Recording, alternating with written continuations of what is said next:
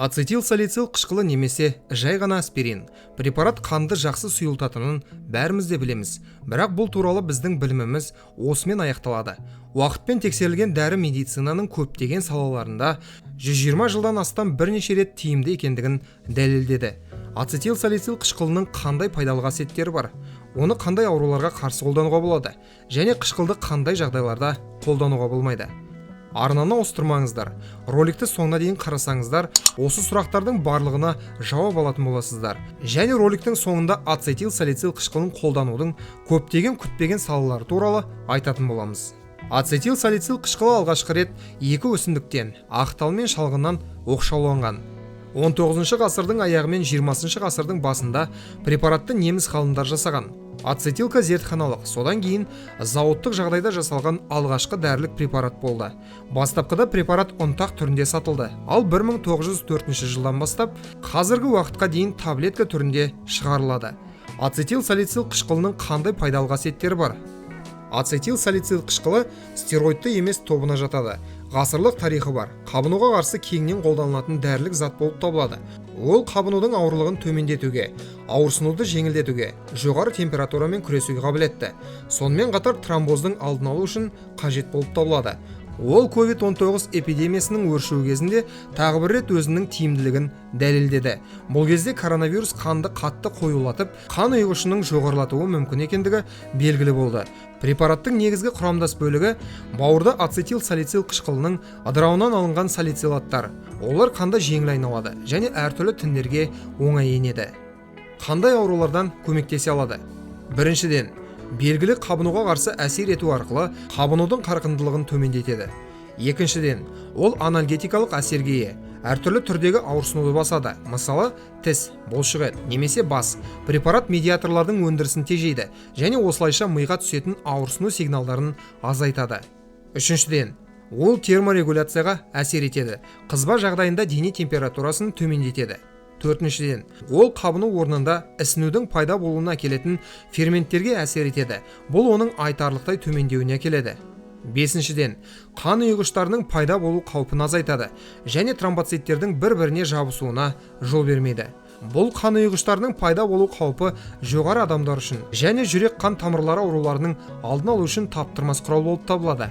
Осылайша ол инфаркт пен инсульттің дамуына жол бермейді. Ал бұл қауіп әсіресе егде жастағы адамдарда жоғары болып келеді. Сондықтан оларға үнемі қабылдау үшін аз мөлшерде ацетилсалицил қышқылы жиі тағайындалады.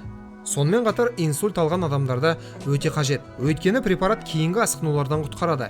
Бұл препараттың тағы бір қызықты қолданылуы зәр қышқылының шығарылуын ынталандырады. Сонымен қатар жақында ғалымдар ісіктердің кейбір түрлерінің даму қаупін азайту үшін оның тиімділігін әрі қауіпсіздігін анықтады. Ацетилсалицил қышқылы халықтық медицинада қалай қолданылады?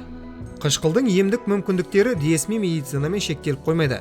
120 жылдық тәжірибеде ол халықтық медицинада да өз қолданысын тапты. Осы уақыт ішінде көптеген адамдар нұсқаулықты таба алмайтын осы препараттың әртүрлі емдік қабілеттерін көрді және бастан өткерді. Бірінші, қабынуға қарсы жақпа. Оны дайындау үшін таблетканы ұсақтап, оған суспензия алғанша аздап су қосу керек. Оны қабыну аймағына жағыңыз, безеулер немесе іріңді жараларға. 10-15 минутқа қалдырыңыз. Жылы сумен жуғаннан кейін аспирин теріні құрғатады және қабынуды азайтады. Іріңнің тартылуын тездетеді. Екінші, шыбын шіркейдің шаққанынан. Қабынуды тез жеңілдету, ісінуді азайту және қышу мен ауырсынудан құтылу үшін бірінші жағдайда бір таблетканы ұсақтап, біртекті суспензия алғанша сумен араластыру керек.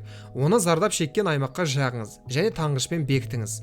Бірнеше сағаттан кейін компрессті алып тастап, теріні сумен шайып тастаңыз. Үшінші, теріге кіріп өскен шаштардан. Теріге кіріп өсіп ауырсынуды тудыратын шаштардан. Қарапайым рецепт қабынуды жеңілдетеді және емдеуді тездетеді. Өнімнің 2 таблеткасын 100 мл таза суда ерітіп, осы ерітіндіге малынған мақта тампонымен күніне бірнеше рет ауырсыну орнын сүрту жеткілікті. Төртінші, тырнақ грибогына қарсы. Бұл препарат грибоктың белсенділігін тежеуге және тырнақты грибок өсінділерінен арылтуға қабілетті болып табылады. Бірнеше таблетканы алып жылы суда ботқа пайда болғанша езіңіз. Содан кейін зардап шеккен тырнақтарға 10-20 минутқа жағыңыз. Нәтижесін бірнеше осындай процедуралардан кейін байқайсыз. Ал емдеуді грибок жойылғанша дейін жалғастыра беріңіз. Бесінші, аяқта қатып қалған дөрекі теріні және мозольдарды жұмсарту үшін. Аяқтың терісін жұмсарту және қатып қалған теріні алып тастау үшін 6-7 аспирин таблеткасын алыңыз да ыстық су құйылған ыдысқа қосыңыз. Сол жерге 1 лимон шырынын ағызыңыз. Содан кейін аяқтарды 20-30 минутқа батырыңыз. Осыдан кейін сіз барлық мозольдар мен қатып қалған теріні жеңіл алып тастай аласыз. Алтыншы, бетке арналған скраб. Скраб жасау үшін бір ұсақталған аспирин таблеткасын 1 шай қасық қоңыр қант немесе теңіз тұзымен араластырыңыз. Оларға бірдей мөлшерде табиғи бал, 1 ас қасық зәйтүн майы мен 1 капсула Е дәруменін қосыңыз. Дайын скрабты 10-15 минутқа бетіңізге жағыңыз, содан кейін жылы сумен шайып тастаңыз. Жетінші, қайызғақтан құтылу үшін маска. Қайызғаққа қарсы маска дайындау үшін 1 таблетканы ұсақтап, 2 жұмыртқаның сарысымен араластырыңыз. Алдын ала қыздырылған 2 ас қасық зәйтүн, кастор немесе лапух майын қосыңыз. Бас терісінің түкті бөлігіне жағып 30 минут ұстаңыз. Содан кейін басыңызды мұқият жуыңыз. Сонымен қатар ацетил қышқылын күнделікті өмірде де қолдануға болады. Дәл қазір мен сіздерге ацетил салицил қышқылын қолданатын ерекше мысалдарды келтіретін боламын. Бірінші, ақ киімдегі кетпейтін дақтарды кетіруге өте жақсы болып табылады. Ол үшін сіз 1 стакан сумен 4 аспирин таблеткасынан ерітінді дайындап, сондай ерітіндіге киімнің дақ түскен жерін салып қоя аласыз. Қажет болса тіпті қою ботқа жасап, оны дақтарға молынан жағып, біраз уақыт ұстай аласыз. Содан кейін шайып тастау керек. Нәтижесінде ауыр дақтардан түк қалмайды.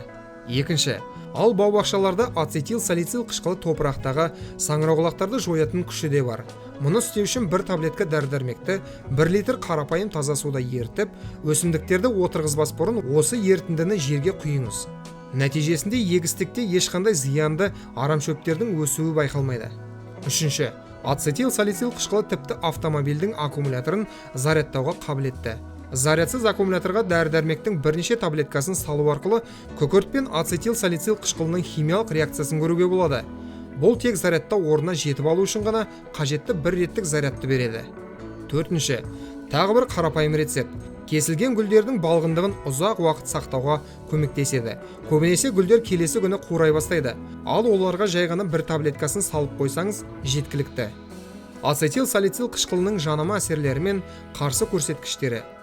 Денсаулыққа пайдасымен қатар препарат ауыр асқынулар тудыруы мүмкін. Ол қан ұйғыштарының пайда болуын азайта отырып, асқазан мен ішектегі қан кетуді, ауыр миішілік, буынішілік, көзішілік қан кетулерді тудыруы мүмкін. Сондай-ақ дәрі-дәрмекті ұзақ уақыт қолдану, жүрек айнуы мен құсу, асқазанның ауруы, бас айналу, құлақтың шуылы, қызба белгілері, бағдарсыздық және құрысуларға келуі ықтимал. Осылайша препарат асқазан ішек жолдарының ойық жарасы, гемофилия, бауыр мен бүйрек аурулары бар науқастарға, жүкті әйелдерге және 15 жасқа дейінгі балаларға қолдануға рұқсат етілмейді. Жалпы ацетил салицил қышқылын қабылдау тек әл-ауқаттың жақсаруына әкелу үшін оны қолданар алдында дәрігермен кеңескен жөн. Құрметті көрермендер, осымен бүгінгі шығарылым аяқталды. Роликті соңына дейін көргендерге, сондай-ақ арнамызға тіркелгендерге ерекше алғыс білдіреміз.